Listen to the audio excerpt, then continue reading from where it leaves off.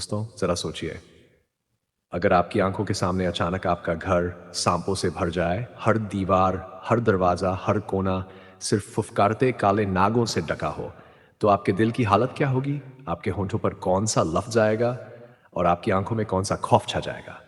यही मंजर उस गांव का था जहां 5 वक्त के नमाजी, कुरान के हाफिज, नेक और गरीबों के मददगार हाफिज साहब रहते थे। पहला मंजर, सांपों की बारिश सुबह का वक्त था। गांव वाले अपने अपने काम में लगे थे। अचानक शोर मच गया, बचाओ, जल्दी आओ। हाफिज साहब के मकान से सांप निकल रहे हैं। लोग भागते भागते वहां पहुंचे और सामने जो नजारा था उसे देखकर हर कोई सहम गया। औरतें अपने बच्चों को गोद में दबाकर पीछे हट रही थीं। मर्द कांपते हुए बार बार कलमा पढ़ रहे थे। बच्चे चीख रहे, यहां तक कि आंगन में खड़ी कार, सब जगह काले जहरीले सांप लिपटे हुए थे।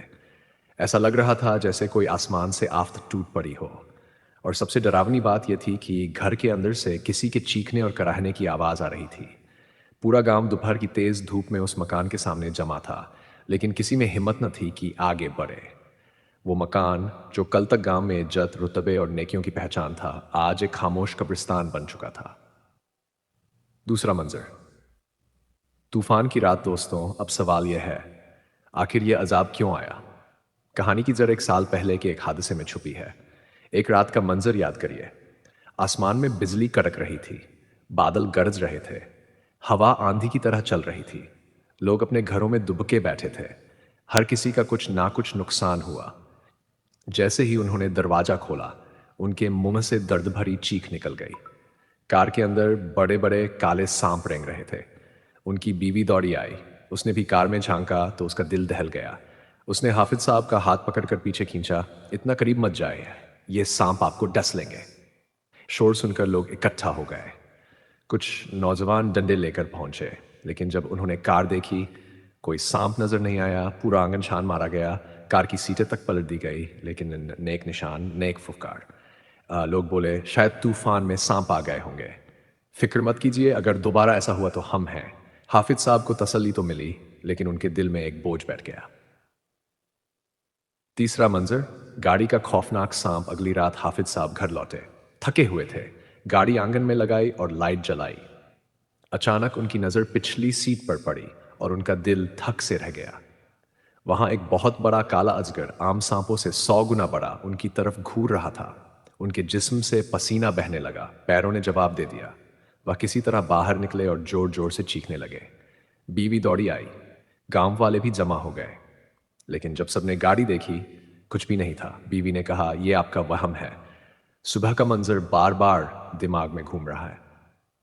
हाफिज साहब ने खुद को समझाया, मगर दिल से डर हट नहीं रहा था। चौथा मंजर, रात का हमला। उस रात जब वह सो रहे थे, अचानक उन्हें महसूस हुआ जैसे किसी ने उनके पांव को छुआ। उन्होंने नजर डाली और चीख निकल गई। काले सांप उनके पैरों पर रेंग रहे थे। बीवी भी घबरा गई, कहने लगी, यह मामला आम नहीं है, यकीनन इसमें जिन्नात का दखल है। आपने कहीं किसी बेगुनाह को दुख तो नहीं दिया, किसी का हक तो नहीं मारा?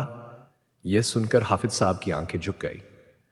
उनके जहन में वो सब बातें ताजा होने लगीं जिन्हें वो छुपा रहे थे। पांचवा मंजर, इमाम साहब की दखलंदाजी। हाफिज साहब मस्जिद गए। उनके चेहरे पर डर, थकावट और मायूसी साफ झलक रही थी।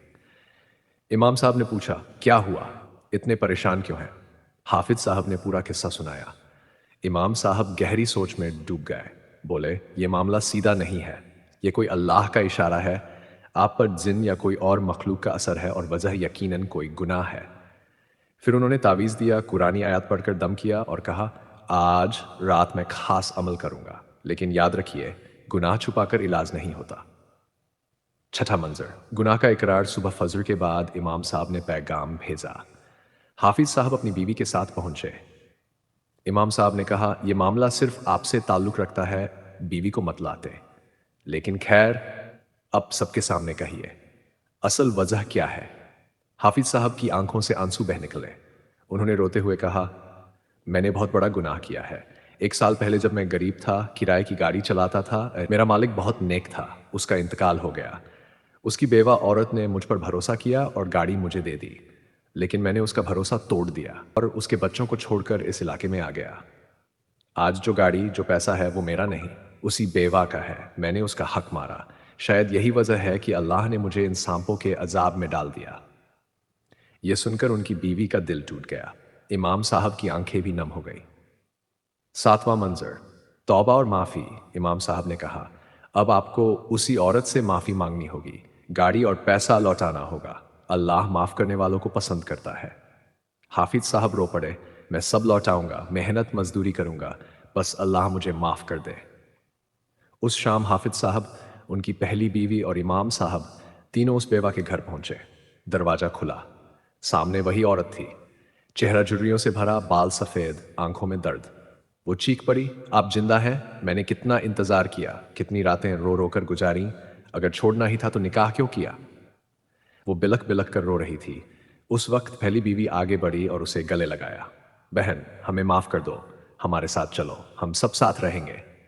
लंबे गम और आंसुओं के बाद वो औरत बोली, ठीक है, मैं इसे एक मौका देती हूँ, अगर अब धोखा दिया तो माफ़ नहीं करूंगी। आखिरी मंजिल राहत और सबक। हाफिज साहब गाड़ी उसे सौंप दी। बोले, ये आपकी अमानत है, अब कभी धोखा नहीं दूंगा। दोनों बीवियां उनके साथ रहने लगीं। वो बराबरी से इंसाफ करते। और फिर कभी किसी ने गाड़ी में सांप नहीं देखा, कभी मकान में फुफकार सुनाई नहीं दी।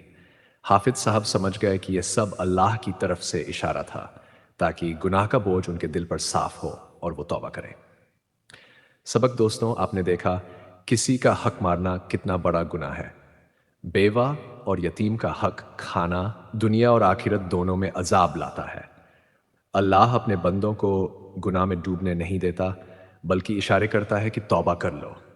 इसलिए अगर हमारी जिंदगी में भी ऐसा कोई गुनाह हो गया है तो आज ही सच्चे दिल से तौबा कीजिए, हक लौटाए, माफी मांगिए, क्योंकि मौत का पता नहीं। यही है हाफिज साहब और सांपों की दास्तान। एक ऐसी दास्तान जो दिलों को हिला दे और इंसान को सोचने पर मजबूर कर दे।